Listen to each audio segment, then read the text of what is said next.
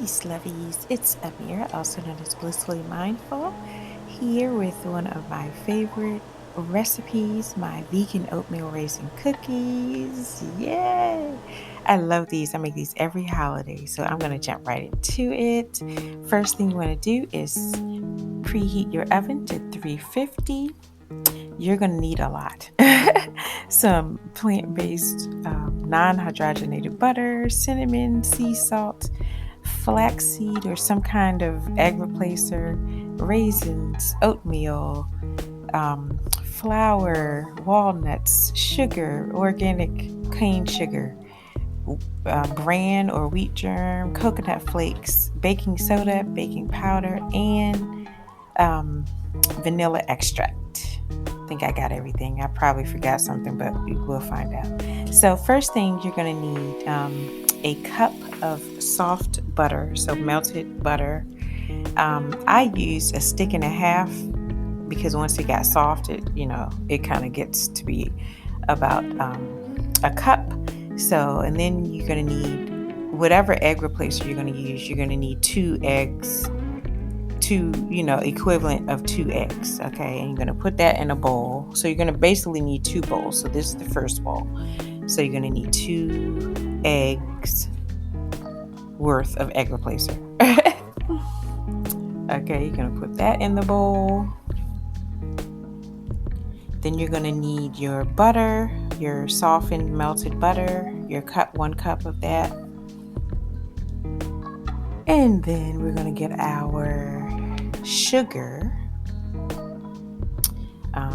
because you're going to definitely need that. Actually, no, before our sugar, let's get our vanilla extract. You're going to get yourself a teaspoon of your vanilla extract, 2 teaspoons of it.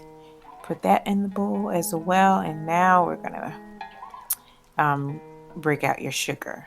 So I like to use organic cane sugar, the fine one, not the coarse one, because the coarse one does not bake well. So when I'm baking, I always use the fine cane sugar. So I got the Nature's Promise this time. You can get whatever brand you want, but just make sure it's the fine, not the coarse, because trust me, it does not bake well at all. I have done that too many times. So you're going to need 1 3/4 cup of that. And then if you have a mixer, you can use the mixer to, mix this up into a creamy texture. If you don't have a mixture, you're going to just have to do it by hand, but just keep mixing it, because I've done it by hand as well. And it still works if you have to do it by hand, if you don't have a mixer on hand. But obviously a mixer is quicker. So you're just going to mix that up until it gets nice and creamy, like so. So you should see the texture there. It's super creamy. And then you're going to put this bowl aside because you're going to have to get your dry ingredients now. So you're going to need, for this one, I would say a pretty big bowl. Get yourself a nice large bowl for your dry ingredients, because this is when we're going to put all the big stuff. Okay, so we're going to start off with our flour, 1 3/4 cup of all-purpose flour. And I like to get unbleached flour, so it's up to you, but I prefer unbleached. So get yourself 1 3/4 cup of flour and pour that into the bowl.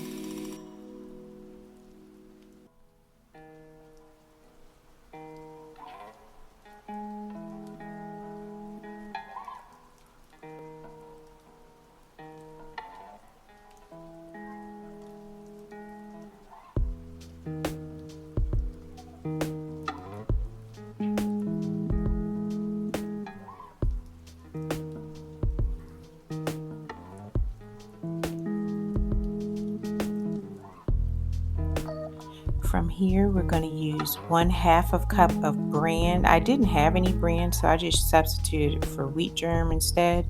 So whatever you have on hand that's similar to that. Bran does work better though. It just gives it a little more texture, honestly. I've done it without the bran or the wheat germ, so if you don't have that on hand, it's okay. Your cookies will still come out fine. So that's just going to be a half a cup of that.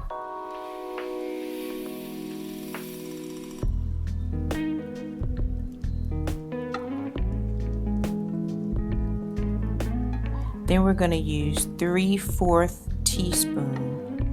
Now I didn't have 3/4 teaspoons, so I just used the 4th teaspoon 3 times of baking powder. And you're going to also baking soda as well, same amount, 3/4 teaspoon. If you don't have a 3/4, just use 1/4 3 times, do the math. Then we're going to get some salt, same measurement of salt.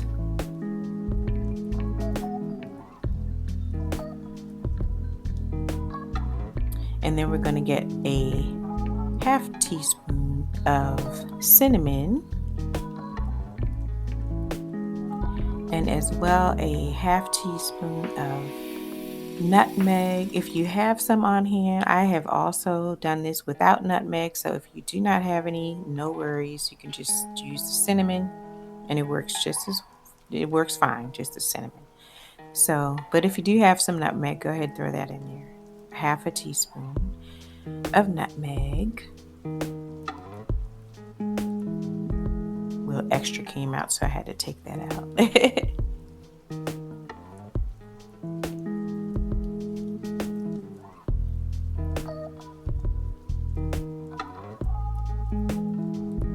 Then you're going to stir up mix all those dry ingredients, mix them really well, because you don't want, you just don't want stuff all clumped together and not mixed in well.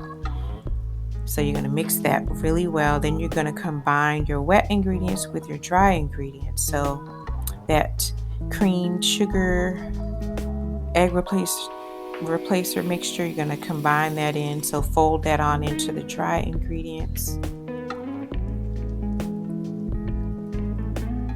And then you're going to stir that up well, until it's all mixed. Now it's going to start to get pretty hard to stir, so you may have to get a stronger spoon. If you didn't start off with one, you might want to get one right about now, because it does start to get thicker and a little more difficult to stir with, just like a tablespoon, because that's what I'm using right now and it's getting kind of hard. But I'm working it out. Okay, now this is when you're going to need to grab the remaining ingredients and get those all together, which is the oats. And you're going to definitely need to get a stronger spoon. So if you have like a wooden spoon or just something strong, a strong metal spoon is fine. Just something sturdy. Because it's going to get really hard to stir. And honestly, in a minute, I'm not going to even be using the spoon. I'll start using my hands. But you're going to need 3 cups of oats. Now, I like to put the oats in, stir the oats in 1 cup at a time. So you'll see me here. That's what I'm doing. I'm putting in 1 cup at a time. So that's 1 cup. And then I stir that up and I got a stronger spoon.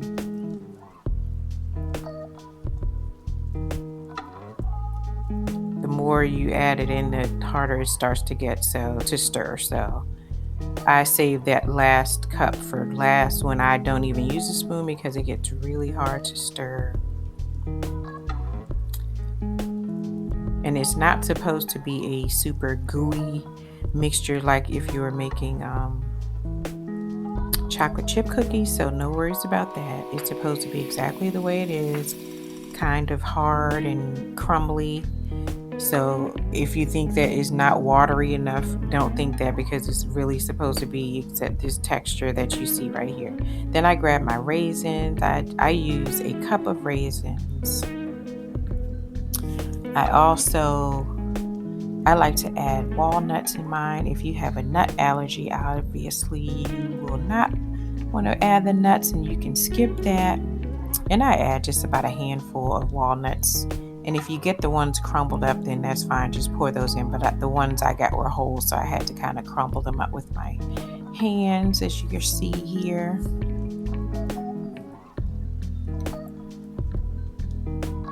I think mostly I've done walnut.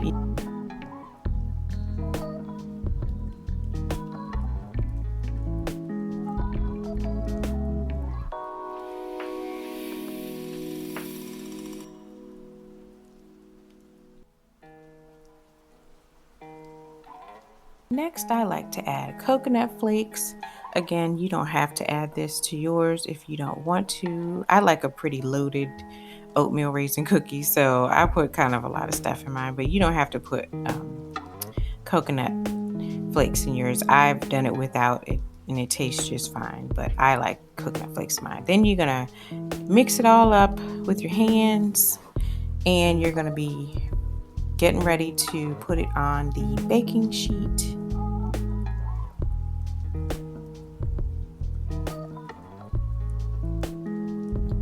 So lightly oil the baking sheet so that it doesn't stick unless you're going to use parchment paper, whichever one works fine.